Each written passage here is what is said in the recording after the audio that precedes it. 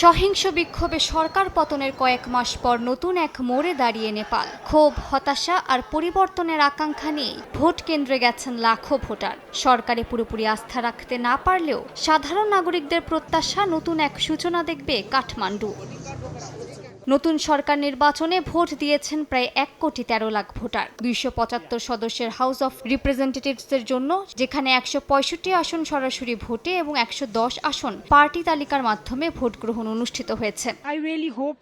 আমি সত্যি আশা করি যেই নির্বাচনে জিতুক না কেন তারা নেপালের উন্নয়নে গুরুত্বপূর্ণ ভূমিকা রাখবে এবং প্রত্যেক নাগরিকের জীবন মান উন্নত করবে, বিশেষ করে প্রান্তিক, দুর্বল ও বিভিন্ন অন্যায়ের শিকার মানুষের জীবন ব্যবস্থা উন্নয়নে কাজ করবে।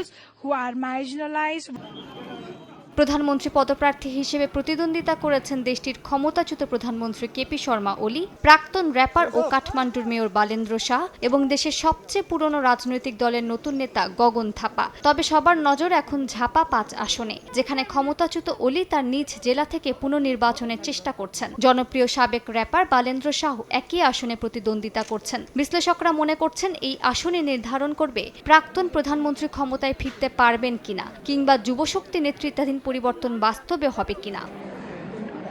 3 কোটি জনসংখ্যার হিমালয় কন্যা নেপালে 2006 সালের গৃহযুদ্ধ শেষ হওয়ার পর এবারের নির্বাচনটি অন্যতম প্রতিদ্বন্দ্বিতাপূর্ণ। নির্বাচনে নিরাপত্তা নিশ্চিত করতে হাজার হাজার সেনা ও পুলিশ মোতায়েন করা হয়েছে। মাউন্ট এভারেস্ট সহ বিশ্বের 10টি সর্বোচ্চ শৃঙ্গের 8টি নেপালে অবস্থিত। তুষারাবৃত পার্বত্য অঞ্চলগুলো থেকে ব্যালট বাক্স সংগ্রহে হেলিকপ্টার ব্যবহার করা হয়েছে।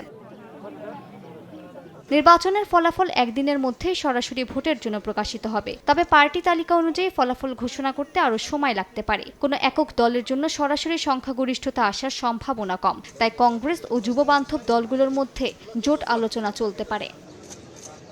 মালিহা সুহরওয়ার্দী, সময় সংবাদ।